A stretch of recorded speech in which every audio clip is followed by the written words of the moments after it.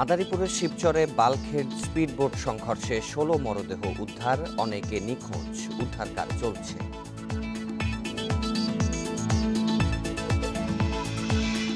করোনাকালে ১.৫ লাখের বেশি চাকরি প্রার্থীর আবেদনের বয়স শেষ, সমন্বয়ের কাজ চলছে বলছে জনপ্রশাসন মন্ত্রণালয়।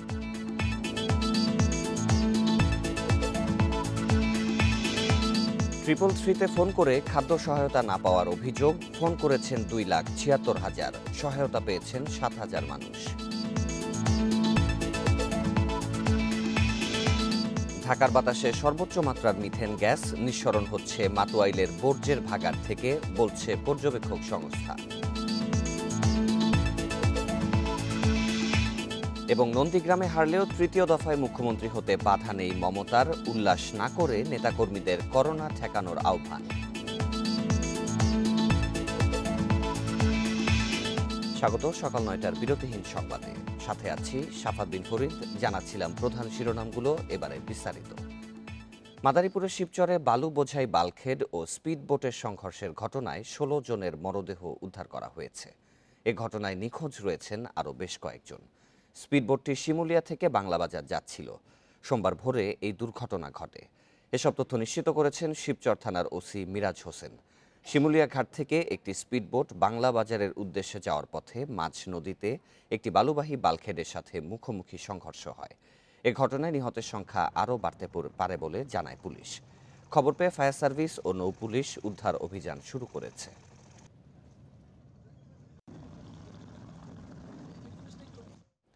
মাদারীপুরের ঘটনার বিষয়ে আরও বিস্তারিত জানাতে এবার মুন্সিগঞ্জ থেকে যোগ দিচ্ছেন সহকর্মী শুভ ঘোষ। শুভ, উদ্ধার অভিযানের বিষয়ে শুরুতে একটু বিস্তারিত জানাবেন। এখন পর্যন্ত কতজন নিখোঁজ রয়েছেন এবং উদ্ধার তৎপরতার সর্বশেষ কী তথ্য রয়েছে?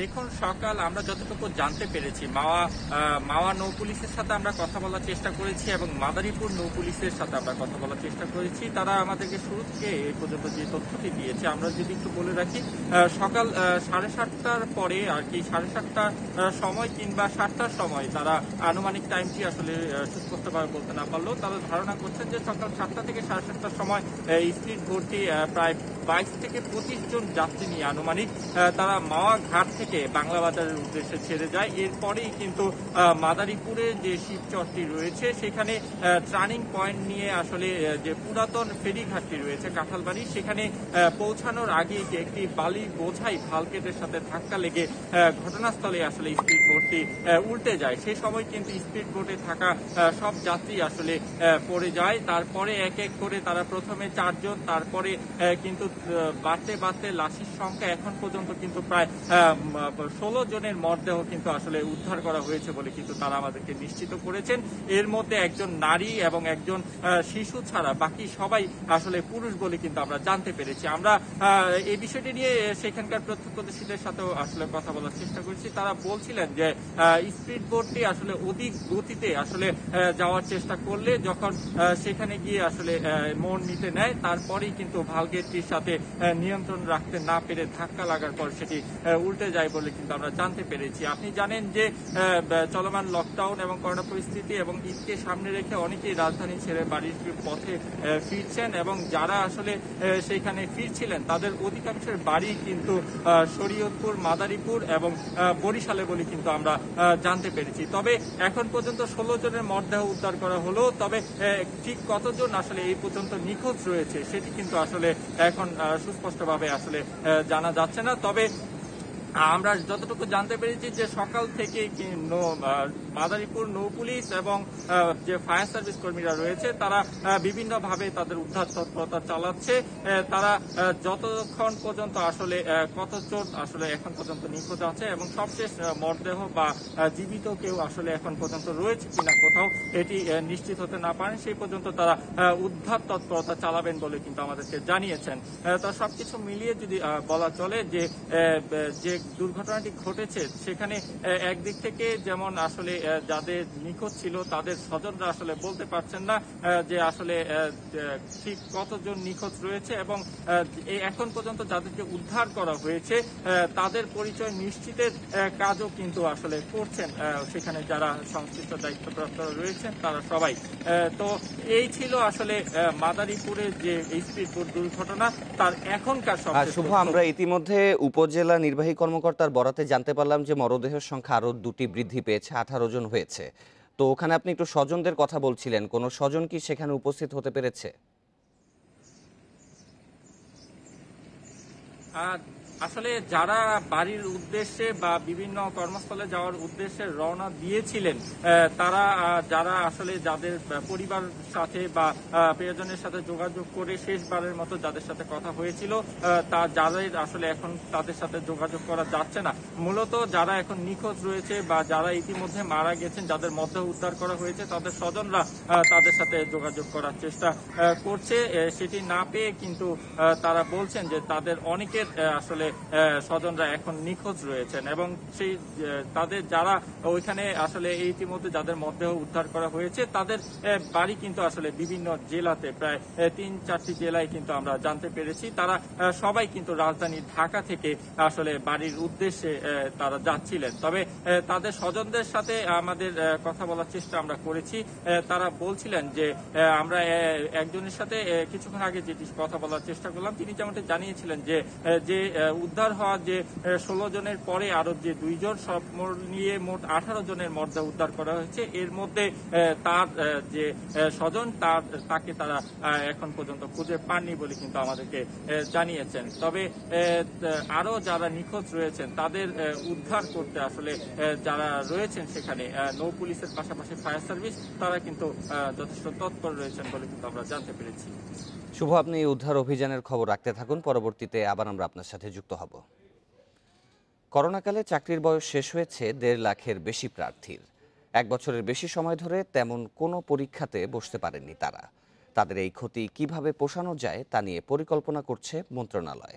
পাশাপাশি পরিস্থিতি স্বাভাবিক হওয়ার সঙ্গে সঙ্গে দেয়া হবে আটকে থাকা প্রজ্ঞাপনও।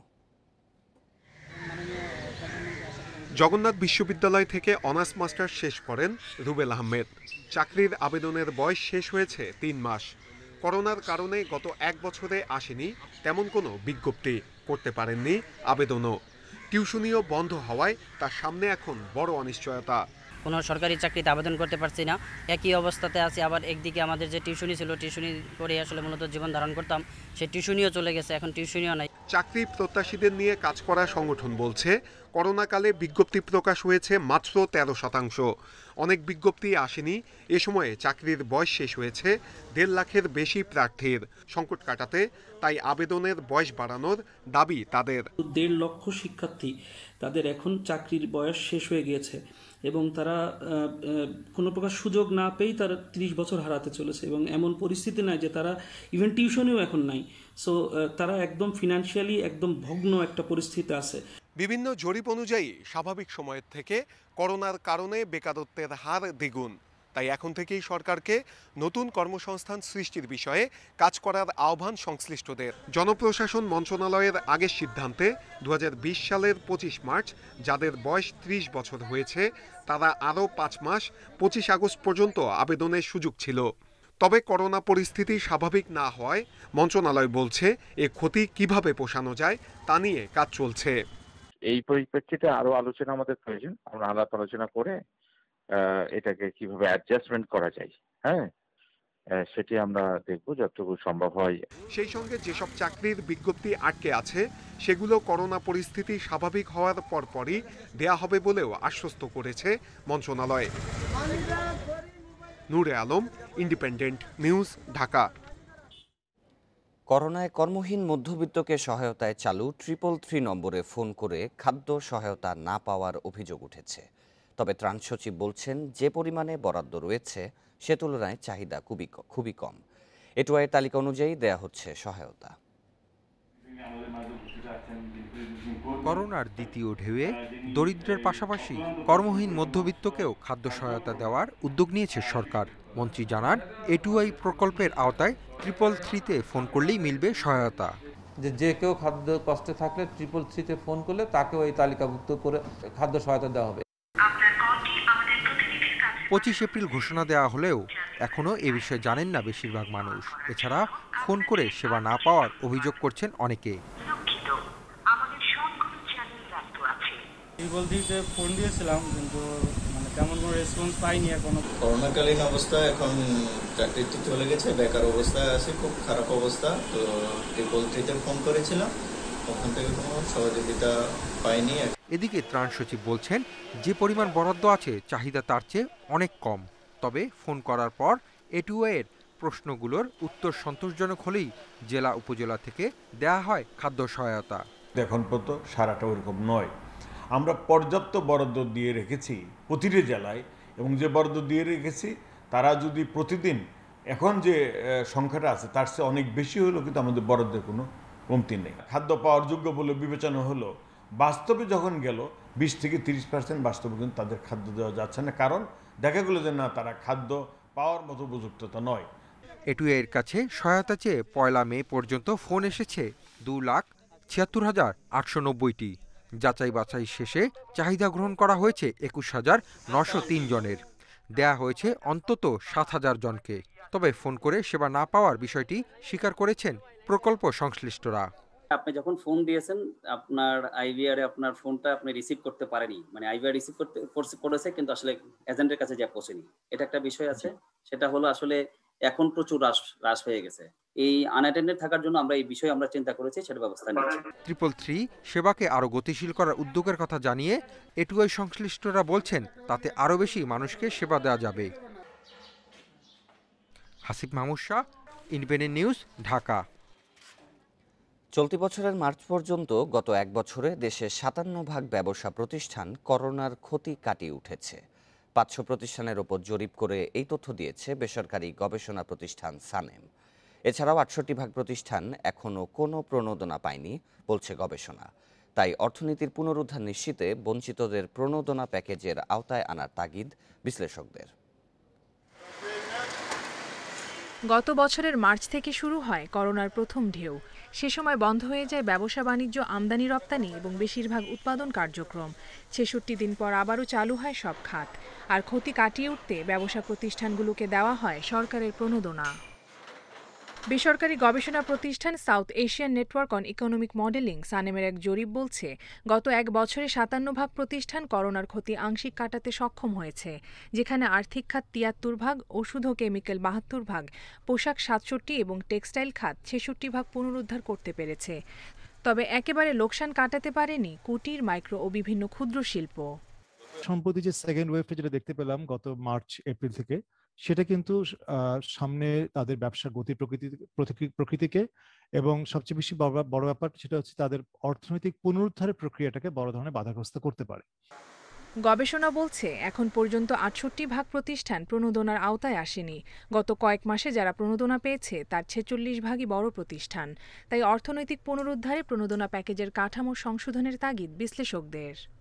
ক্ষুদ্র, কুটির এবং মাইক্রো এন্টারপ্রাইজের কাছে আরো যারা সবচেয়ে বেশি বঞ্চিত হয়েছে, মাঝারি শিল্পরাও কিছুটা পেয়েছেন, বড় শিল্পরা পেয়েছেন, কিন্তু ক্ষুদ্ররা একেবারেই বঞ্চিত হয়েছে। স্টিমুলাস দিলেই যে তাদের পারফরমেন্স ইমপ্রুভ করবে তা না, কিন্তু স্টিমুলাস না দিলে তারা টিকে থাকতে পারবে। বাংলাদেশেও অনেকে, majority of the industry 80% is all the CMSMEs, right? এদেরকে আপনি রিহ্যাবিলিটেট করার সময় শুধু খালি প্রণোদনা দিয়ে যে সবাই বেঁচে যাবে এটা না, কিন্তু এদের কিন্তু ডিজিটাল অ্যাটাচমেন্টটা বাড়াতে হবে। ব্যবসায়িক পরিবেশের উন্নয়নে এবং মহামারী পরিস্থিতিতে অর্থনীতি যেন স্থবির না হয়ে পড়ে, সেজন্য আসন্ন বাজেটে সুনির্দিষ্ট পরিকল্পনা নেওয়ার তাগিদ বিশ্লেষকদের। কপ্তিয়া মুমতাহানা, ইন্ডিপেন্ডেন্ট নিউজ, ঢাকা। যত টাকাই লাগুক করোনার টিকা না হবে, দেশের সবার জন্য টিকা নিশ্চিত করা হবে বলে আশ্বস্ত করেছেন প্রধানমন্ত্রী শেখ হাসিনা। দরিদ্রদের মোবাইল ব্যাংকিং অর্থ সহায়তা কার্যক্রমের উদ্বোধন করে একথা জানান তিনি। এছাড়াও যেসব দল বা গোষ্ঠী সরকার উৎখাতের চিন্তা করছে, এই দুর্যোগে তাদের সাধারণের পাশে দাঁড়িয়ে আস্থা অর্জনের পরামর্শ দেন শেখ হাসিনা। প্রধানমন্ত্রী শেখ হাসিনার ঈদ গত বছরের মতো এবারও ঈদের আগে ২৫০০ টাকা করে প্রধানমন্ত্রীর উপহার পাচ্ছেন ৩৬.৫ লাখ দরিদ্র, যারা করোনায় কাজ হারিয়ে অসহায়। ৫ই মের মধ্যে মোবাইল ব্যাংকিংয়ের মাধ্যমে উপকারভোগীদের কাছে পৌঁছে যাবে টাকা। ক্যাশ আউট চার্জ ছাড়াই টাকা তোলা যাবে। গণভবন থেকে ভোলা, জয়পুরহাট ও চট্টগ্রামে ভিডিও কনফারেন্স করে দ্বিতীয় পর্যায়ের এই মানবিক সহায়তা কার্যক্রম উদ্বোধন করেন প্রধানমন্ত্রী শেখ হাসিনা। আমাদের এই বিপদের দিনে আপনি আমাদের পাশে দাঁড়িয়েছেন। আপনাদের নিরলস সচেতনতা, এই জন্য পরম প্রভুর কাছে আমার প্রার্থনা। এই মুহূর্তে মিদে আর পাশে এরা মার মতো ছায়া দিয়ে হারাইয়েন। প্রধানমন্ত্রী বলেন, অন্য কোনো রাজনৈতিক দল নয়, যুগ যুগ ধরে দুর্যোগে জনগণের পাশে থেকেছে আওয়ামী লীগ। যারা করোনাকালে সরকারের সমালোচনা করছেন, তারা কতজন মানুষকে সাহায্য করেছেন প্রশ্ন রাখেন প্রধানমন্ত্রী। অনেকেই শক্তিশালী বিরোধী দল চায়, আমরা তো বিরোধী দলে ছিলাম। আমরা বিরোধী দলে থাকতে সবসময় কোনো দুর্যোগ দুর্বিপাকে সবার আগে আওয়ামী লীগ ছুটে যেত মানুষের পাশে, এটাই বিরোধী দলের কাজ। কিন্তু আজকে আমরা যারা নিজেদেরকে বিরোধী দল বা প্রতিদিন সরকার উৎখাতের জন্য বক্তৃতা, বিবৃতি, আন্দোলনের নামে পোড়াও জ্বালাও করে যাচ্ছে, দুর্যোগে মানুষের পাশে কোথায় তারা? করোনা ভাইরাসের টিকা স্বল্পতার কারণে গত ২৬ এপ্রিল থেকে বন্ধ প্রথম ডোজ টিকা কর্মসূচি। প্রধানমন্ত্রী আশ্বস্ত করেন, সবার জন্য টিকার ব্যবস্থা করবে সরকার। আমরা টিকা দিচ্ছি এবং টিকা আরও নিয়ে আসছি, যত টাকা লাগে আরও টিকা নিয়ে আসবো। আমরা এদেশের মানুষের টিকা পৌঁছে দেব। কিন্তু আপনাদের সবাইকে স্বাস্থ্য সুরক্ষার যে সমস্ত নির্দেশনাগুলি আমরা দিচ্ছি, সেটা কিন্তু আপনারা একটু দয়া করে মেনে চলবেন। করোনা পরিস্থিতিতে সমাজের বিত্তবানদের এগিয়ে আসার আহ্বান জানান সরকার প্রধান। অসুস্থ ও করোনায় স্বজন হারানো প্রতিবেশীদের সঙ্গে মানবিক আচরণের পরামর্শ দেন প্রধানমন্ত্রী। ঈদের আনন্দ সবাই হবে, কিন্তু এই যে ঘরে ঘরে মানুষ যে মারা গেছে তাদের কথা একটু চিন্তা করবেন। কাজে নিজের জীবনটা যেন নষ্ট না হয়, বা তার পরিবার বা বন্ধুবান্ধব জীবনটা নষ্ট হয়, সেদিকে সবাই মিলে একটু দৃষ্টি দেবেন। প্রধানমন্ত্রী জানান, যেসব এলাকায় করোনার প্রকোপ কম, সেখানে গণপরিবহন চালু এবং আন্তজেলা বাস শ্রমিকদের প্রণোদনা দেওয়ার চিন্তা করছে সরকার। কার্যকর ভূমিকা পালন করছে। অনিমেষ কর, ইন্ডিপেন্ডেন্ট নিউজ, ঢাকা। ঢাকার করোনা হাসপাতালে রোগী ভর্তির তুলনায় বাড়ছে সুস্থ হওয়ার সংখ্যা, সেই সাথে জটিল রোগীর সংখ্যাও কমছে। তবে এ চিত্রে আত্মতৃপ্ত না হয়ে সচেতনতা আরও বাড়ানোর তাগিদ দিয়েছেন জনস্বাস্থ্যবিদেরা। এদিকে হাসপাতালে বেড ফাঁকা থাকায় উন্নত চিকিৎসার জন্য নানা জেলা থেকে রোগী আসছেন ঢাকায়। করোনা আক্রান্ত মুসলেহুদ্দিন নোয়াখালীর মাইজদি থেকে ডিএনসিসি করোনা হাসপাতালে ভর্তি হন রোববার। পরিবারের সদস্যরা উন্নত চিকিৎসার জন্য তাকে নিয়ে আসেন ঢাকায়। অথচ কয়েকদিন আগেও ঢাকার হাসপাতালে এমন রোগী ভর্তি করাতে অপেক্ষায় থাকতে হতো বেশ কয়েকদিন। ৪-৫ দিন থেকে জ্বর, কাশ, সর্দি হচ্ছে, ওষুধ দিয়েছে, ভালো হচ্ছে না। ঢাকায় উন্নত চিকিৎসা পাওয়ার আশাই আর কি আশা। ডিএনসিসি হাসপাতালের মতো কর্মীটোলা, ঢাকা মেডিকেল, মুগদা সহ বিভিন্ন হাসপাতালে সিট ফাঁকা থাকায় আশা মাত্রই ভর্তি হতে পারছেন করোনা আক্রান্তরা। চিকিৎসকরা জানান, এপ্রিলের মাঝামাঝি সময়ে করোনা আক্রান্ত হয়ে যারা হাসপাতালে ভর্তি হতেন, তাদের বেশিরভাগ রোগীরই অক্সিজেনের প্রয়োজন হতো। সেই সাথে অনেকের আরও জটিল উপসর্গ দেখা যেত। তবে এখন জটিল রোগীর সংখ্যা কম। আমাদের তো প্রতিদিন বেড অধিক সংখ্যক খালি হয়ে যাচ্ছে, সেই পরিমাণ ভর্তি হচ্ছে না। সো ভর্তির তুলনায় সুস্থ হওয়ার সংখ্যা অবশ্যই বেশি। এবং যেমন ক্রিটিক্যাল পেশেন্টগুলো আমরা 1 মাস আগে বা 3 সপ্তাহ আগে পেতাম, সেটা কিন্তু এখন নেই। অনেক কম ক্রিটিক্যাল পেশেন্ট আসে এবং আমরা যে সমস্ত চিকিৎসা দিতাম, যে সমস্ত ইন্ডিকেটর হাই ফ্লো, আমরা একসময় প্রায় 100টা হাই ফ্লো ইউজ করতে হতো, এখন দেখা যাচ্ছে 25-30টা হাই ফ্লো ইউজ হচ্ছে। তার মানে আমাদের ক্রিটিক্যাল রোগীও কমে যাচ্ছে গ্রাজুয়ালি। এদিকে হাসপাতালে করোনা রোগী কমতে শুরু করার সাথে সাথে নমুনা পরীক্ষার চাপও কমতে শুরু করেছে ঢাকার বিভিন্ন হাসপাতালে। এখন নমুনা পরীক্ষার অনলাইন আবেদনে জটিলতা কম হওয়ায় উপসর্গ না থাকার পরও অনেকে সচেতন হয়ে পরীক্ষা করিয়ে নিচ্ছেন। চারদিকে বাড়তেছে, এই কারণে আবার আসছি। এমনি আমাদের বাসার সবাই ভালো আছে, এখনো ঠান্ডা কাশি ভালো হয়ে গেছে, জ্বরও এখন নাই, মানে শরীর দুর্বল, এই জন্য টেস্ট করার জন্য। বেসরকারি হাসপাতালের চেয়ে সরকারি হাসপাতালে নমুনা পরীক্ষায় আস্থা বেশি থাকার কথাও জানান রোগীরা। মাহমুদ শরীফ, ইন্ডিপেন্ডেন্ট নিউজ, ঢাকা। রাজধানীর হাসপাতালগুলোতে চলছে করোনা নমুনা পরীক্ষা। প্রায় প্রতিটি হাসপাতালে সকাল থেকেই ভিড় করছেন পরীক্ষা করাতে আসা লোকজন। এদিকে করোনা শনাক্ত রোগী কমার পাশাপাশি হাসপাতালে রোগীর চাপ কিছুটা কমেছে বলছে বিভিন্ন হাসপাতাল কর্তৃপক্ষ। এ বিষয়ে আরও জানাতে এবার মুগদা মেডিকেল কলেজ হাসপাতাল থেকে যোগ দিচ্ছেন সহকর্মী মাহমুদ শরীফ। শরীফ, বলা হচ্ছে যে রোগীর চাপ কমেছে এবং যারা সেবা প্রত্যাশী রয়েছেন তারাও সঠিকভাবে সেবা পাচ্ছেন। তো মুগদা জেনারেল হাসপাতালের পরিস্থিতি কেমন দেখছেন? দেখুন, এই মুগদা জেনারেল হাসপাতালে এখানে করোনা রোগীদের জন্য 300 সাধারণ বেড রয়েছে। 300 সাধারণ বেডের মধ্যে আজকে 172টি বেডই ফাঁকা রয়েছে। অর্থাৎ গত কয়েকদিন আগেও, সপ্তাহখানিক বা 10-12 দিন আগেও কিন্তু এই ফাঁকা বেড ছিল না। এখানে রোগীরা আসলে এসে সিট পাননি, এমন একটি অবস্থা ছিল। আর এই মুগদা জেনারেল হাসপাতালে সাধারণ বেডের পাশাপাশি এখানে আইসিইউ বেড রয়েছে 19টি। তবে আইসিইউ বেড আজকে ফাঁকা নেই। এখানে যেহেতু 19টি বেড মাত্র আইসিইউ, এ কারণে সাধারণ বেড যে 172টি ফাঁকা রয়েছে, এখানে তারা বলছেন, যারা হাসপাতাল কর্তৃপক্ষ তারা বলছেন এখানে যে কোনো করোনা আক্রান্ত রোগী ভর্তি হতে চাইলে অনায়াসে তারা ভর্তি করতে পারছেন, যেহেতু আসন ফাঁকা রয়েছে। এর পাশাপাশি আপনি যেটি বলছিলেন যে সবাই সেবা পাচ্ছে ঠিক মতো, এটি আসলে যারা সেবা নিচ্ছে তারা সবাই সন্তুষ্ট প্রকাশ করেছে এই বিষয়টিতে। কারণ যেহেতু রোগীর চাপ কম, এখানে যখন রোগীর চাপ বেড়ে যায় তখন তো সেবা পেতে অনেকটা ভোগান্তি পোহাতে হয় রোগীদের। তবে এখন সেই জটিলতা নেই। আর এখন আপনি যে লাইন দেখতে পাচ্ছেন, মূলত এরা করোনার নমুনা পরীক্ষা করাতে এসেছেন, বা করোনার যেসব উপসর্গ রয়েছে সেসব উপসর্গ নিয়ে তারা হাসপাতালে এসেছেন যে করোনা হয়েছে কিনা এটি পরীক্ষা করানোর জন্য। তবে এই যে লাইন দেখছেন এটিও কিন্তু অনেক কমে এসেছে। অর্থাৎ এই লাইন আরও অনেক দীর্ঘ ছিল গত কয়েকদিন আগেও, কিন্তু এখন সে তুলনায় অনেক কমে এসেছে। এবং যাদের দেখছেন তাদের বলা চলে অধিকাংশরই আসলে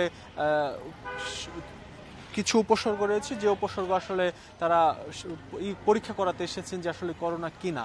আমরা এই মুগদা হাসপাতালের পাশাপাশি অন্য হাসপাতালগুলোর চিত্র যদি বলি, প্রতিটি হাসপাতালে, ঢাকার প্রতিটি হাসপাতালে বলা চলে একই ধরনের চিত্র। এবং নমুনা পরীক্ষার ক্ষেত্রে যেখানে স্বাভাবিক সময়ে আমরা দেখেছি যে 4 থেকে 500 নমুনা পরীক্ষা হয়, সেটি আসলে বেড়ে গিয়েছিল এপ্রিলের মাঝামাঝি বা এপ্রিল মাসে বেড়ে গিয়েছিল, সেখানে 6 থেকে 700-800 পর্যন্ত করোনা নমুনা পরীক্ষা হয়েছিল। এবং সেই ধারা কিন্তু এখন সংক্রমণের ধারা কমার সাথে সাথে নমুনা পরীক্ষার চাপও কমে এসেছে। আমরা বঙ্গবন্ধু মেডিকেল বিশ্ববিদ্যালয়ের কথা যদি বলি, ঢাকা মেডিকেলের কথা বলি, কুর্মিটোল হাসপাতালের কথা বলি, প্রত্যেকটি হাসপাতালেই নমুনা পরীক্ষা গত 15-20 দিন বা 1 মাসের তুলনায় এখন বলা চলে অর্ধেকে নেমে এসেছে। আর অন্য হাসপাতালের যে আসন বা আইসিইউ বেড, এগুলি কিন্তু বলা চলে অধিকাংশ হাসপাতালে ফাঁকা রয়েছে। কারণ আমরা জানি যে ডিএনসিসি হাসপাতাল যেটি রয়েছে, সেই ডিএনসিসি হাসপাতালে সবচেয়ে বেশি আইসিইউ বেড রয়েছে, 100টি আইসিইউ বেড। সেই হাসপাতালেও কিন্তু 25টি আইসিইউ বেড ফাঁকা রয়েছে এবং সেখানে সাধারণ বেড ফাঁকা রয়েছে 132টি। এবং কুর্মিটোল হাসপাতালেও যদি বলি, সেখানেও একই চিত্র, সেখানেও সাধারণ বেড ফাঁকা রয়েছে। ঢাকা মেডিকেল কলেজ হাসপাতাল, সেখানেও সাধারণ বেড ফাঁকা রয়েছে। সবকিছু মিলিয়ে করোনা সংক্রমণের হার কমার সাথে সাথে হাসপাতালের রোগীদের চাপ কমতে শুরু করেছে। লকডাউনে হাসপাতাল পরিস্থিতির খবর জানাচ্ছিলেন সহকর্মী মাহমুদ শরীফ। এদিকে লকডাউনে সড়কের মতো রাজধানীর কাঁচা বাজারেও স্বাস্থ্যবিধি মানছেন না বেশিরভাগ মানুষ। এখনও গাদাগাদি করে চলছে বেচাকেনা, কোথাও নিরাপদ শারীরিক দূরত্ব বজায় রাখা হচ্ছে না, আবার সুরক্ষা সামগ্রীও তেমন একটা ব্যবহার করতে দেখা যায়নি। এ বিষয়ে আরও জানাতে এবার মোহাম্মদপুর টাউন হল বাজার থেকে যোগ দিচ্ছেন সহকর্মী বিপ্রজিৎ চন্দ্র। বিপ্রজিৎ, লকডাউনে বেশ কিছু নির্দেশনা দেওয়া হয়েছিল কাঁচা বাজারের ক্ষেত্রে, তো সেই নির্দেশনা কতটুকু বাস্তবায়ন করা হলো এবং প্রশাসনের কোনো তদারকি কি ছিল? দেখুন, সর্বপ্রথম যখন লকডাউন ঘোষণা করা হয় গেল মাসের 5 এপ্রিল, সেদিন কিন্তু বলা হয়েছিল যে সকাল 10টা থেকে দুপুর 3টা পর্যন্ত বাজার বসবে এবং উন্মুক্ত স্থানে বাজারগুলো বসাতে হবে। এরপর কিন্তু লকডাউনের সময়সীমা ক্রমান্বয়ে বেড়েছে এবং যে নিয়মকানুন প্রজ্ঞাপন সেগুলো শিথিল হয়েছে। সবশেষ যে 28 এপ্রিল জারিকৃত প্রজ্ঞাপনে কিন্তু বলা হয়েছে যে দোকানপাট, মার্কেট সেগুলো কিন্তু সকাল 10টা থেকে রাত 8টা পর্যন্ত খোলা থাকবে। তবে উন্মুক্ত স্থানে বসানোর যে বিষয়টি সেটিও কিন্তু উল্লেখ করা না থাকলেও আমরা কিন্তু রাজধানীর কোনো বাজারেই উন্মুক্ত বাজার বসানোর জায়গা দেখতে পাইনি। এর আগে গুলশান সহ বেশ কয়েকটা জায়গায় উন্মুক্ত বাজার থাকলেও রাজধানীর অধিকাংশ জায়গাতেই কিন্তু গাদাগাদি করে বেচা কিনা চলছে। আর এর পাশাপাশি স্বাস্থ্যবিধি মানার যে বিষয়টি আপনি বলছিলেন, আমরা কিন্তু টিভি ক্যামেরা দেখলেই খুব দ্রুত মাস্ক পরে ফেলার প্রবণতা মানুষের মাঝে ভীষণভাবে লক্ষ্য করছি এবং যাকেই জিজ্ঞেস করা হচ্ছে যে আপনি কেন মাস্ক পরছেন না, তিনি আসলে খুব অদ্ভুত রকম অজুহাত দেওয়ার চেষ্টা করছেন বেশ কিছু মানুষ। এমন অনেক মানুষকেই আমরা কিন্তু দেখেছি এবং এখানে যারা ক্রেতা এবং বিক্রেতা রয়েছেন তাদের মধ্যে অনেকেই আছেন যারা মাস্ক না পরেই বেচা কেনা করছেন এবং স্বাস্থ্যবিধি বলতে শারীরিক দূরত্বের যে বিষয়টি সেটিও কিন্তু অধিকাংশ ক্ষেত্রেই মানা হচ্ছে না। আর এর পাশাপাশি এর আগে আমরা করোনা সংক্রমণ বাড়ার সময় যেটি লক্ষ্য করতাম যে প্রত্যেকটি মার্কেটের সামনে স্যানিটাইজ করার জন্য বিশেষ একটি বুথের মতো থাকতো, সেই বিশেষ বুথগুলোও কিন্তু আমাদের এখন কোনো বাজার বা মার্কেটে নজরে আসছে না। তো সব কিছু মিলিয়ে যে বিপজ্জনক দিকটি হচ্ছে উচ্চ সংক্রমণ বাড়ার একটি প্রবণতা দেখা দিচ্ছে এবং জনস্বাস্থ্য বিশেষজ্ঞরা বলছেন যে আইডিসিআর গত মাসে যে একটি জরিপ করেছিল সেই জরিপে দেখা যায় যে যারাই করোনা আক্রান্ত হচ্ছেন এদের মধ্যে 68% হয় তারা বাজারে গিয়েছেন, না হলে তারা গণপরিবহনে উঠেছেন।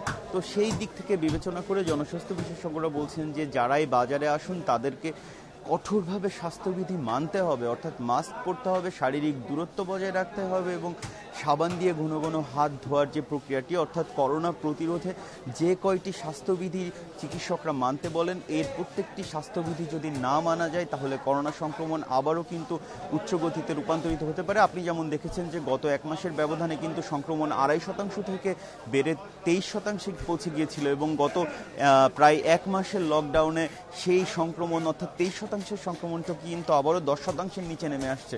অর্থাৎ সংক্রমণের এই ধারা নিম্নমুখী ধারাকে অব্যাহত রাখতে হলে স্বাস্থ্যবিধি মানার কোনো বিকল্প নেই বলছেন জনস্বাস্থ্য বিশেষজ্ঞরা এবং তারা এর পাশাপাশি আরও যেটি বলছেন সেটি হচ্ছে যে স্বাস্থ্যবিধি মানলেই কেবল আমাদের যে পাশের দেশ ভারতে সংক্রমণের হার যে বিপজ্জনকভাবে বেড়ে চলেছে সে বিষয়টিও মাথায় রেখে সবাইকে স্বাস্থ্যবিধি কঠোরভাবে মানার ব্যাপারেও কিন্তু জোর দিয়েছেন জনস্বাস্থ্য বিশেষজ্ঞরা।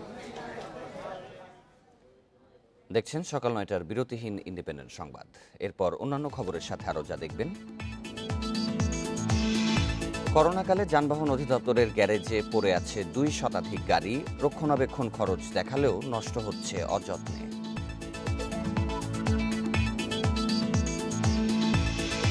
এবং ভারতে করোনায় একদিনে ৩,৪০০ মানুষের প্রাণহানি, নতুন করে 3,70,000 রোগী শনাক্ত।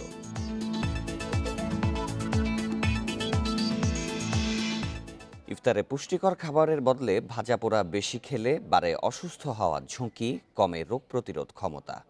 রোগ প্রতিরোধ ক্ষমতা কমলে করোনায় আক্রান্ত হওয়ার ঝুঁকি বাড়ে বলছেন বিশেষজ্ঞরা। তাই করোনাকালে ইফতারে সুষম খাবার রাখার পরামর্শ তাদের। লকডাউনের মধ্যে হোটেল রেস্তোরাঁগুলোতে বসে খাওয়া নিষেধ থাকলেও বাধা নেই খাবার বিক্রিতে। রমজান আসার পর থেকে প্রতিদিন বিকেল হতে না হতেই রেস্তোরাঁ অস্থায়ী খাবারের দোকানগুলোতে ভিড় করছেন ক্রেতারা।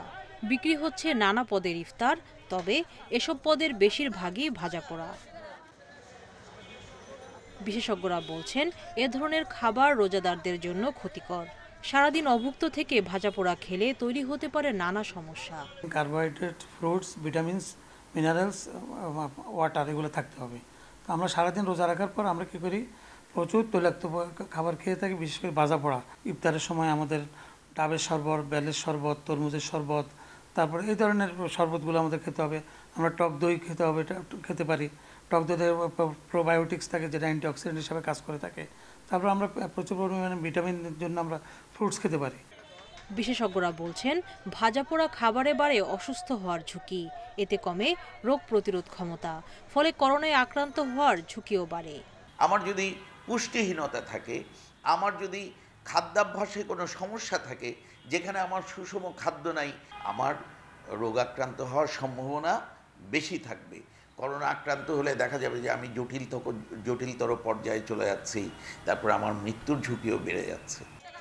শুধু রমজান মাসেই নয়, রোগ প্রতিরোধ ক্ষমতা বাড়াতে সবসময়ই সুষম খাবার খাওয়ার পরামর্শ বিশেষজ্ঞদের।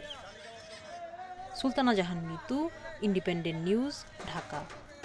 করোনা পরিস্থিতিতে প্রাণীজ পুষ্টি নিশ্চিতে সরকারিভাবে দুধ, ডিম ও মাংস বিক্রি করায় কিছুটা স্বস্তি পাচ্ছেন নিম্ন আয়ের মানুষ। বাজারের চেয়ে কম দামে এসব পণ্য কিনতে ক্রেতারাও ভিড় করছেন ভ্রাম্যমাণ গাড়িতে। রাজধানীর 30টি পয়েন্টে এই বিক্রি কার্যক্রম চলছে বলে জানায় প্রাণী সম্পদ অধিদপ্তর। কোনো প্রচলিত বাজার নয়, এটি রাজধানী খামারবাড়ি এলাকার চিত্র। দীর্ঘ লাইনে দাঁড়িয়ে ভোক্তাদের দুধ, ডিম, মাংস কেনার অপেক্ষা। রমজানের শুরু থেকে দেশব্যাপী অস্থায়ী পয়েন্টে কম দামে খাদ্যপণ্য বিক্রির উদ্যোগ নেয় মৎস্য ও প্রাণী সম্পদ মন্ত্রণালয়। নির্ধারিত গাড়ি থেকে প্রতি লিটার দুধ কেনা যাচ্ছে 60 টাকায়, প্রতি পিস ডিম 6 টাকা, আর গরুর মাংস কেজি 500, খাসি 700 টাকা। আমি এর আগে একবার নিয়েছিলাম দুধটা, আমার কাছে খুব ভালো মনে হচ্ছিল, ওই জন্য আজকে আবার আসলাম। দোকানে হচ্ছে 30 টাকা করে হালি, এখানে আমরা সেটা 24 টাকা করে পাচ্ছি, এক হালিতে 6 টাকা করে বেঁচে যাচ্ছে। সবসময় চালু করা উচিত, তাহলে আমাদের ভোক্তাদের জন্য খুব ভালো হবে। করোনাকালে স্বল্প আয়ে মানুষের সুবিধায় এ উদ্যোগ নেওয়া হয়েছে বলে দাবি মৎস্য ও প্রাণী সম্পদ মন্ত্রীর। বিক্রি করা হচ্ছে খামারিদের কাছ থেকে কেনা দামেই, এতে নিশ্চিত হচ্ছে ন্যায্য মূল্য।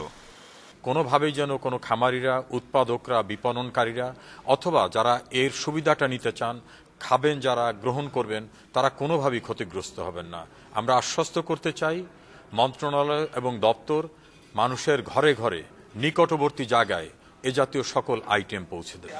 ভ্রাম্যমাণ দুধ, ডিম, মাংস বিক্রিতে বেসরকারিভাবে সহযোগিতা করছে পোল্ট্রি সেন্ট্রাল কাউন্সিল ও dairy farmers association. Shahid Ahmed, independent news, Dhaka.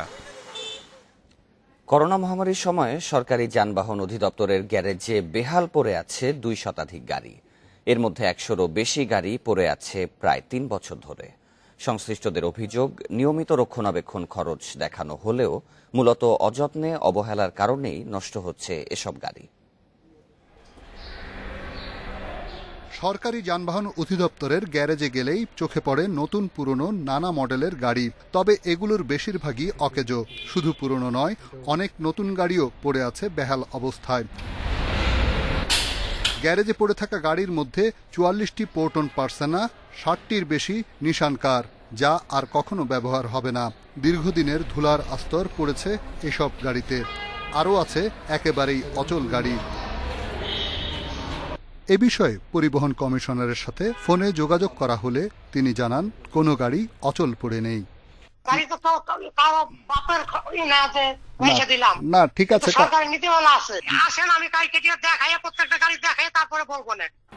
অবশ্য এ নিয়ে ক্যামেরার সামনে কথা বলতে রাজি হননি পরিবহন কমিশনার।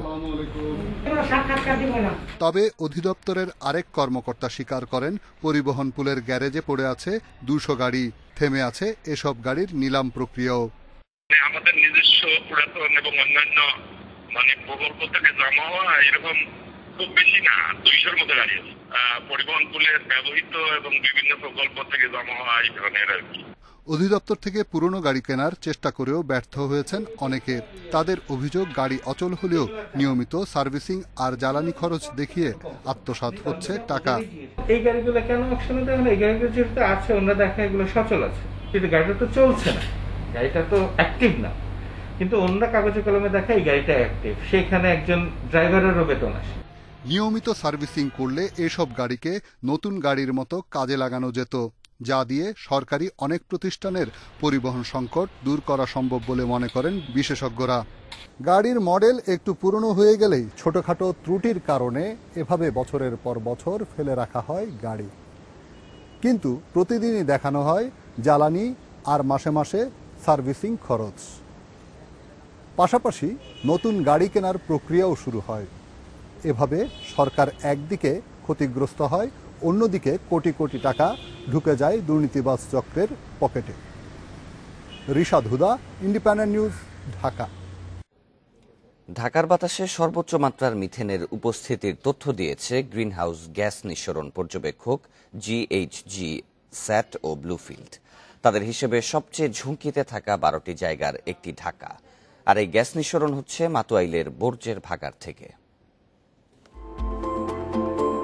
কার্বন ডাই অক্সাইডের চেয়ে 84 গুণ বেশি ক্ষতিকর গ্যাস মিথেন, এর অতিমাত্রার উপস্থিতি মিলেছে রাজধানীর বাতাসে। আর এ দাবি করেছে গ্রিনহাউস ইফেক্ট নিয়ে কাজ করা বেশ কিছু বিদেশি পর্যবেক্ষক প্রতিষ্ঠান। প্যারিস ভিত্তিক প্রতিষ্ঠান কাইরোসাস চলতি বছর মিথেন নিঃসরণের উৎপত্তি স্থল হিসেবে চিহ্নিত করেছে মাতুয়াইলের বর্জ্য ভাগাড়কে। তাদের দাবি 181 একরের এই জায়গাটিতে দিনে 2500 টনের মতো আবর্জনা ফেলা হয়। এ প্রতিবেদন বিবেচনায় নিয়ে 24 এপ্রিল 10 সদস্যের কমিটি গঠন করেছে পরিবেশ অধিদপ্তর। ওই কমিটিকে 1 মাসের মধ্যে সুপারিশ সহ প্রতিবেদন দিতে বলা হয়েছে। কমিটি রিপোর্ট আসার পরে আমরা বলতে পারবো, তাছাড়া কেউই কিছু, কারণ এটা টেস্টের ব্যাপার, এটা সায়েন্টিফিক বিশ্লেষণের ব্যাপার, এটা তো আর আমি আজকে খালি চোখে তো আর আমার এটা বললে হবে না, যে রিপোর্ট করলেই তার হবে না। স্যাম্পল নিতে হবে, এখানে এয়ারের স্যাম্পল নিতে হবে, তারপরে সেটার অ্যানালাইসিস করতে হবে, এটার অনেকগুলো ডাইমেনশন আছে সায়েন্টিফিক হিসাব। হয়তো আমাদের দেশে এইটুকু আমার ক্যাপাসিটি আছে কিনা এটাও জানা নেই। অধিদপ্তর গঠিত ওই কমিটি বলছে মিথেনের উপস্থিতি থাকা অস্বাভাবিক নয়, তাদের দেয়া পরিকল্পনা অনুমোদন করা হলে এ সংকট থাকবে না। প্ল্যানগুলা স্থাপন করতে হবে, ওই প্ল্যানগুলোর জন্য ওই জায়গা নির্ধারিত আছে, যেটা আমরা একটা ইকো টাউন হিসাবে বলা হয়েছে। তো এই ইকো টাউনটার মধ্যে আমাদের এখানে বিভিন্ন প্ল্যানগুলো বসবে, বিভিন্ন প্ল্যানগুলো আমাদের মহাপরিকল্পনা অনুযায়ী বসবে। এটার মধ্যে আমাদের পুনঃপ্রক্রিয়াজাতকরণ প্ল্যান্ট, আমাদের কম্পোস্ট সার, জৈব সারের প্ল্যান্ট, আমাদের বায়োগ্যাসের প্ল্যান্ট। তবে ঘন্টায় 4 কেজি মিথেন নিঃসরণের যে দাবি জিএইচজি সেট করেছে তার সঙ্গে একমত নন দেশের পরিবেশবিদরা। একই দিন একই রকমভাবে একদিকে গবেষণা ফলাফলটা প্রকাশ হওয়া, বৈশ্বিক মিডিয়াতে এটাকে অনেক বেশি প্রচার করে নেওয়া, এবং আবার জলবায়ু পরিবর্তনের সম্মেলনে বাংলাদেশের ইনভাইটেশন, সো এইটাতে একটি কন্ট্রোভার্সিও ক্রিয়েট করেছে, যে তা কিন্তু অস্বীকার করার সুযোগ নেই। মিথেনের উচ্চ নিঃসরণ মানবদেহ ও প্রকৃতি জীব বৈচিত্র্যে দীর্ঘমেয়াদে প্রভাব ফেলবে জানিয়ে নিঃসরণের মাত্রা নিয়ন্ত্রণে দ্রুত পদক্ষেপ নেওয়ার পরামর্শ দিয়েছেন বিশেষজ্ঞরা। বন ইবনে কামাল, ইন্ডিপেন্ডেন্ট নিউজ, ঢাকা। ঈদকে সামনে রেখে গেল এপ্রিলে রেকর্ড $206.70 রেমিটেন্স পাঠিয়েছেন প্রবাসীরা। আর চলতি অর্থবছরের এপ্রিল পর্যন্ত 10 মাসে রেমিটেন্স এসেছে $2,067 কোটি। এ সময় প্রবৃদ্ধি হয়েছে 39%। শক্তিশালী রেমিটেন্সের ওপর ভর করে রোববার দিন শেষে বৈদেশিক মুদ্রার রিজার্ভ দাঁড়িয়েছে $44.95 বিলিয়ন। অর্থ মন্ত্রণালয়ের তথ্য বলছে, বিগত বছর এপ্রিলে প্রবাসীরা রেমিটেন্স পাঠিয়েছিলেন $109.30 আর গেল অর্থ বছরের 10 মাসে রেমিটেন্স এসেছিল $1,486.80 রেমিটেন্সের ওপর 2% হারে সরকারের প্রণোদনা, প্রবাসী আয় পাঠানোর নিয়মকানুন সহজ করে দেয়া সহ বিভিন্ন সংস্কারমুখী পদক্ষেপের ফলেই প্রবাসী আয় বেড়েছে বলে জানিয়েছেন অর্থমন্ত্রী।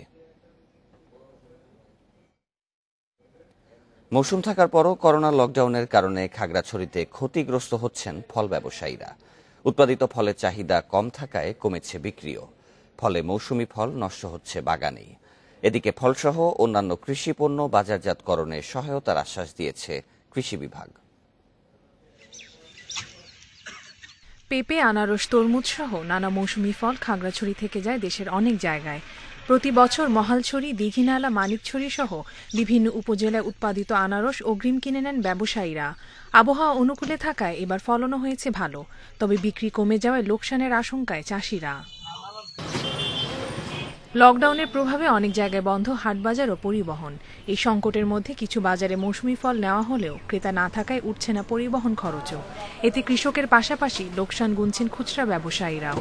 তারা জানান, লকডাউনের আগে 50 থেকে 60 টাকায় যে পেঁপে বিক্রি হতো তা এখন নেমে এসেছে 25 টাকায়। ঘন্টা 2 ঘন্টা দোকানদারি করে ইয়ার পরে যাই থাকে বিভিন্ন ওই ডাস্টবিনের গাড়িতে তুলে দিতে হয়, নত এদিকে ফেলে দিতে হয়, নত ওইখানে দিয়ে দিতে হয়। 15 টাকা বেচতেছে, এখন 10 টাকা, প্রতিদিন 6 টাকা লস আছে আমাদের।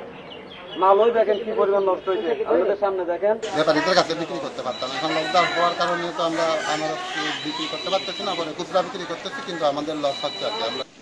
করোনার প্রভাবে শ্রমিক ও যানবাহন না পাওয়ায় ফল বাজারজাত করতে পারছেন না কৃষকরা। তবে কৃষিপণ্য যাতে খেতে নষ্ট না হয় সেজন্য সম্মিলিত উদ্যোগের কথা জানিয়েছে কৃষি বিভাগ। 6000 মেট্রিক টন পেঁপে উৎপাদন হবে। আমি আশা করি এবার মৌসুমি ফলগুলা লকডাউন যদি গভর্নমেন্ট পরিবহনের ক্ষেত্রে শিথিল করেন এবং চলাচলের সহায়তা করেন, তাহলে আমরা খাগড়াছড়ির কৃষকগণ উৎপাদিত আনারস এবং পেঁপে বিক্রি করতে লাভবান হবে, তাদের সফলতা আসবে বলে আমি বিশ্বাস করি। কৃষি বিভাগের হিসেবে প্রতি বছর খাগড়াছড়ির পাহাড়ি অঞ্চলে বিভিন্ন জাতের প্রায় 1,40,000 টন ফল উৎপাদিত হয়। Independent news desk. সরকারি নিষেধাজ্ঞা থাকলেও নাটোরে একের পর এক কৃষি জমিতে পুকুর খনন চলছেই। 3 বছরের জেলায় পুকুর খনন হয়েছে প্রায় 6,000, যার বেশিরভাগই কৃষি জমিতে। এতে কমছে ফসলি জমি। অন্যদিকে ওইসব পুকুরের আশপাশের জমিও অনাবাদি হয়ে পড়ছে। নাটোর দেশের অন্যতম প্রধান ধান উৎপাদনকারী জেলা। এছাড়াও গম, ভুট্টা সহ নানা ফসল ফলে সারা বছরই। তবে গত কয়েক বছর ধরে একের পর এক পুকুর খননে কমছে কৃষি জমি। কৃষি বিভাগের তথ্য মতে জেলায় 2017 সাল থেকে 2020 সাল পর্যন্ত 5,898টি পুকুর খনন করা হয়েছে, যার ফলে কৃষি জমি কমেছে প্রায় 1,766 হেক্টর। ক্ষতিগ্রস্তরা বলছেন, ফসলি জমিতে পুকুর কাটা হলে আশেপাশের জমিও অনাবাদি হয়ে পড়ে। কে শুনে কার কথা, যারা টাকা পয়সা আছে ওরা মনে হয় যে কাটিচ্ছে। বিলটা সোনার ফসল ফলতো, কিন্তু এখনো উপযোগী ফসলের উপযোগী নাই বললে চলে। জমিগুলো আছে 10 কাঠা 5 কাঠা আছে, এগুলো এখন পুকুর কাটা ছাড়ার কোনো বুদ্ধি নাই। সরকার দেখতে হবে আসলে এই জমিটা পুকুর কাটা উচিত না অনুচিত। কৃষি কর্মকর্তারা বলছেন, এভাবে পুকুর খনন চলতে থাকলে জেলায় খাদ্যশস্য উৎপাদনে বিরূপ প্রভাব পড়বে।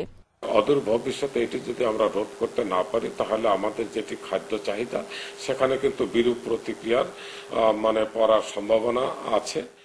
এবছর এর মধ্যে শতাধিক অভিযান চালানো হয়েছে উল্লেখ করে জেলা প্রশাসক জানান, অবৈধ পুকুর খননকারীদের বিরুদ্ধে অভিযান অব্যাহত রয়েছে।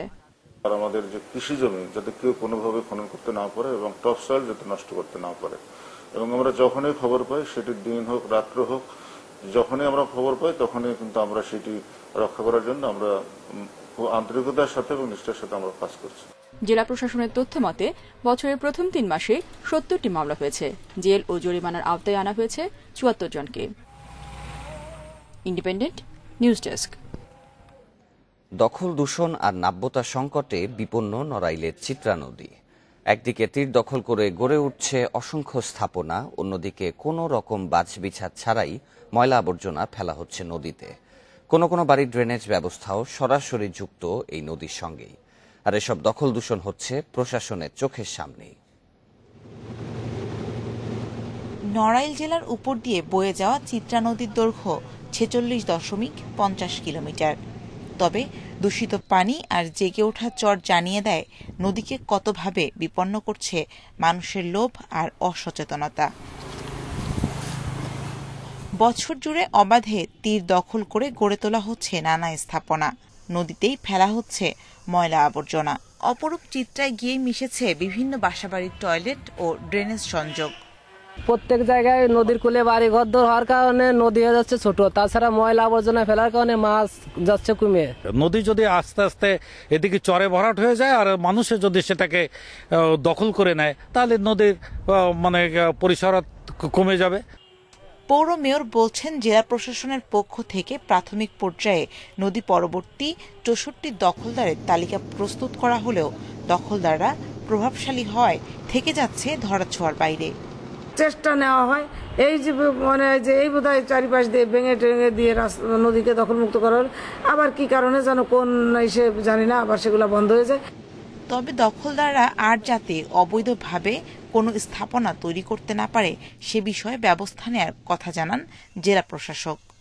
এখানে কারা কারা অবৈধ স্থাপনা গড়ছে বা আছে এটি আমরা মার্কিং করব। আমরা লাল পতাকা দিয়ে বা মার্কিং করে আমরা অ্যালাইনমেন্ট করে দেব। খুব শীঘ্রই এই কাজ শুরু হবে, যার ফলে আমরা চাই যে অবৈধ যে স্থাপনা সেটি যেন আর বাড়তে না পারে। পানি উন্নয়ন বোর্ডের তথ্য বলছে, নাব্য সংকটে চিত্রা নদীর প্রায় 10 ভাগ এলাকায় চর জেগে উঠেছে। Independent news desk. যশোর কিশোর উন্নয়ন কেন্দ্রে রকি সরেন নামে হত্যা মামলার এক কিশোর আসামির মৃত্যু হয়েছে। সকালে তার মরদেহ পরিবারের কাছে হস্তান্তর করে কর্তৃপক্ষ। সে রাজশাহীর তানোর উপজেলার তাঁতিহাট গ্রামের সুলতার সরেনের ছেলে। পুলিশ জানায়, পেটের ব্যথার কারণে দুদিন রকি সরেনকে যশোর সদর হাসপাতালে ভর্তি করা হয়। সেখানে তার অবস্থার অবনতি হলে উন্নত চিকিৎসার জন্য খুলনা মেডিকেল কলেজ হাসপাতালে স্থানান্তর করা হয়। সেখানেই গতকাল দুপুরে মারা যায় রকি। গতরাতে তার মরদেহ যশোর কিশোর উন্নয়ন কেন্দ্রে নেওয়া হয়। নীলবাড়ির মসনদে মমতা নিরঙ্কুশ জয় পেয়ে সরকার গঠন করতে যাচ্ছে তার দল তৃণমূল কংগ্রেস। 292 আসনের মধ্যে 215টিতেই জয় পেয়েছে তার দল, আর বিজেপি পেয়েছে 75টি। এদিকে 34 বছরের বাম শাসনের পর এই প্রথম পশ্চিমবঙ্গে বিধানসভায় বামজোট পেয়েছে মাত্র 1টি আসন। তৃণমূলের জয়ে মমতাকে অভিনন্দন জানান ভারতের প্রধানমন্ত্রী নরেন্দ্র মোদী, স্বরাষ্ট্রমন্ত্রী অমিত শাহ, কংগ্রেস নেতা রাহুল গান্ধী সহ বেশ কজন রাজনীতিবিদ। অন্যদিকে উল্লাসে মেতে ওঠে তৃণমূলের সমর্থকেরা। তবে জয়ের পথে থাকা মমতা নেতাকর্মীদের এখনই উল্লাস না করে রাজ্যে করোনা ঠেকাতে কাজ করার আহ্বান জানান। পশ্চিমবঙ্গের নির্বাচনে তারকা প্রার্থীদের দিকে নজর ছিল সবার। এবারও তৃণমূল তারকাদেরই জয় জয়কার। ভারতের কেন্দ্রীয় মন্ত্রী ও আসানসোলের সাংসদ বাবুল সুপ্রিয় হারেন তৃণমূলের অরূপ বিশ্বাসের কাছে। জয় পেয়েছেন তৃণমূলের সোহম চক্রবর্তী, চিরঞ্জিত চক্রবর্তী ও কাঞ্চন মল্লিক সহ অনেকেই। তারকা প্রার্থীদের নিয়ে জমজমাট পশ্চিমবঙ্গের বিধানসভা নির্বাচন। কেউ লড়েন তৃণমূলের, আবার কেউ বিজেপির হয়ে। টালিগঞ্জে তৃণমূল প্রার্থী অরূপ বিশ্বাসের কাছে 50,000-এর বেশি ভোটে হেরেছেন বাবুল সুপ্রিয়। পরপর আসানসোল থেকে লোকসভায় জিতলেও বিধানসভায় ছাড়পত্র পেলেন না এই কেন্দ্রীয় মন্ত্রী। জয় পেয়েছেন টালিউডের নায়ক চণ্ডীপুরের তৃণমূল প্রার্থী সোহম চক্রবর্তী। অন্যদিকে বেহালা পূর্ব ও পশ্চিমে গেরুয়া শিবিরের 2 তারকা পায়েল সরকার ও শ্রাবন্তী চট্টোপাধ্যায় দেখেছেন হারের মুখ। আসানসোল দক্ষিণে তৃণমূলের সায়নী ঘোষ হারলেন বিজেপির আরেক তারকা প্রার্থী অগ্নিমিত্রা পালের কাছে। বারাসত কেন্দ্র থেকে পরপর 3 বার জয় পেলেন চিত্রনায়ক ও তৃণমূলের তারকা প্রার্থী চিরঞ্জিত চক্রবর্তী। 23,000-এর বেশি ভোটে জয়ী হয়েছেন তিনি। উত্তরপাড়ায় জিতেছেন কৌতুক অভিনেতা তৃণমূলের কাঞ্চন মল্লিক। সোনারপুর দক্ষিণে বিজেপির অঞ্জনা বসুকে প্রায় 9,000 ভোটে হারিয়েছেন তৃণমূলের তারকা প্রার্থী লাভলি মৈত্র। অভিনয় ছেড়ে রাজনীতিতে যোগ দেওয়া বিজেপির হিরণ চ্যাটার্জি খড়গপুর সদর কেন্দ্র থেকে 3,119 ভোটে হারিয়েছেন তৃণমূলের প্রদীপ সরকারকে। এছাড়া রাজারহাট গোপালপুরে জয়ী হয়েছেন তৃণমূল প্রার্থী গায়িকা অদিতি মুন্সি। চুঁচুড়ায় পরাজিত বিজেপি প্রার্থী লকেট চট্টোপাধ্যায়। সায়রা খান, ইন্ডিপেন্ডেন্ট নিউজ। ভারতে করোনা সংক্রমণ ঠেকাতে বিভিন্ন রাজ্য সরকার বিধিনিষেধ আরোপ করেছে। এদিকে রোববার দেশটিতে আরও 3,422 মানুষের প্রাণহানি হয়েছে। নতুন করে রোগী শনাক্ত 3,70,000। দিল্লিতে টানা দ্বিতীয় দিন 400-র বেশি মৃত্যু হয়েছে। সোমবার থেকে 1 সপ্তাহে লকডাউনে গেছে হরিয়ানা। 10 মে পর্যন্ত কড়াকড়ি আরোপ করেছেন গোয়ার মুখ্যমন্ত্রী। বন্ধ থাকছে সব ধরনের ব্যবসা প্রতিষ্ঠান, দোকানপাট ও পর্যটন কেন্দ্র। 5 থেকে 19 মে পর্যন্ত ওড়িশায় জারি করা হয়েছে লকডাউন। এদিকে বিশ্বে করোনায় মোট প্রাণহানি 32,15,000 ছাড়িয়েছে। রোববার বিশ্বে একদিনে প্রাণ গেছে 9,500-র বেশি মানুষের। নতুন করে রোগী শনাক্ত হয়েছে 6,69,000। একদিনে ব্রাজিলের দ্বিতীয় সর্বোচ্চ মৃত্যু হয়েছে, মারা গেছেন 1200-র বেশি মানুষ। এছাড়াও যুক্তরাষ্ট্রে 306, রাশিয়ায় 342 এবং কলম্বিয়ায় 485 জন মারা গেছেন। প্রথম টেস্টে বাংলাদেশকে খুঁজে পাওয়া গেল না ক্যান্ডিতে সিরিজের দ্বিতীয় টেস্টে। শ্রীলঙ্কার বিপক্ষে 437 রানের টার্গেটে চতুর্থ দিন শেষে সফরকারীদের সংগ্রহ 5 উইকেটে 177। পিছিয়ে আছে 260 রানে। পাল্লে গেলে টার্নিং উইকেটে শেষ দিনে ম্যাচ বাঁচানোর কঠিন চ্যালেঞ্জ বাংলাদেশের সামনে। 24, 34, 26, 32 আর 40 এগুলো বাংলাদেশের প্রথম 5 ব্যাটসম্যান তামিম, সাইফ, শান্ত, মুমিনুল আর মুশফিকেররা। টেস্ট ক্রিকেটে সেট হয়ে আউট হওয়া অপরাধ, কিন্তু সেই অপরাধ বাংলাদেশের নিত্যসঙ্গী। সে কারণেই আরও একটা হারের শঙ্কায় এখন সাদা পোশাকের বাংলাদেশ। 2 উইকেটে 17 রান নিয়ে চতুর্থ দিন শুরু শ্রীলঙ্কার।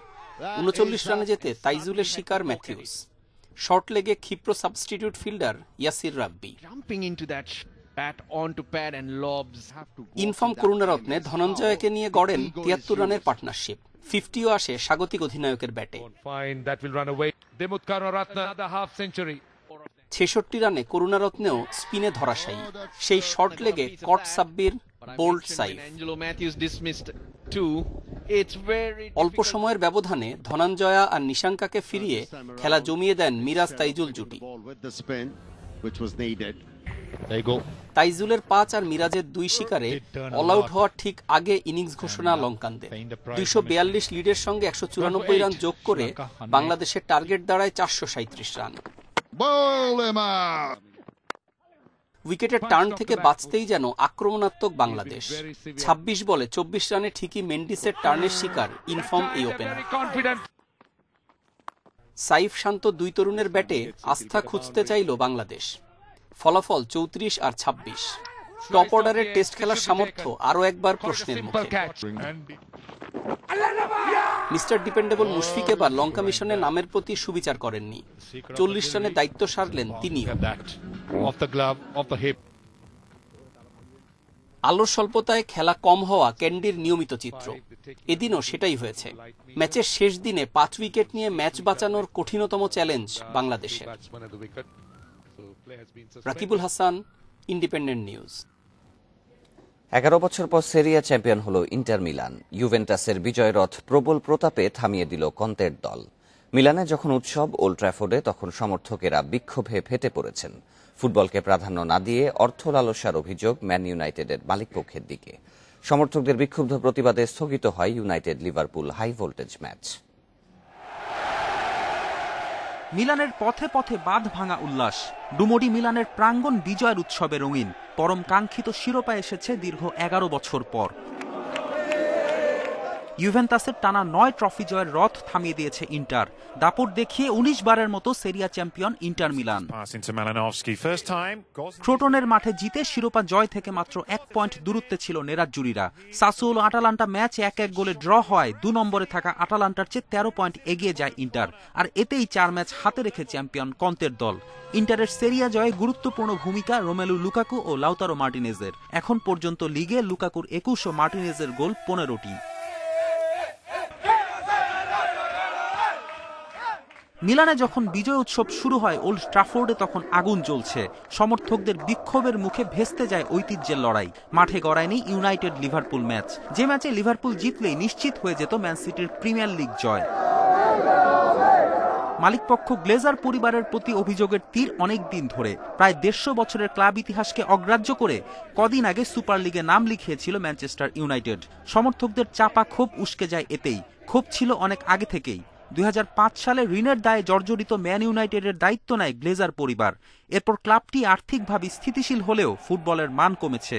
লভ্যাংশের বড় অংশ নিয়ে নেয় গ্লেজার্সরা। ক্লাবের সুদিন ফিরিয়ে আনতে মালিকানা পরিবর্তনের জোরালো দাবি উঠেছে ওল্ড ট্রাফোর্ডে।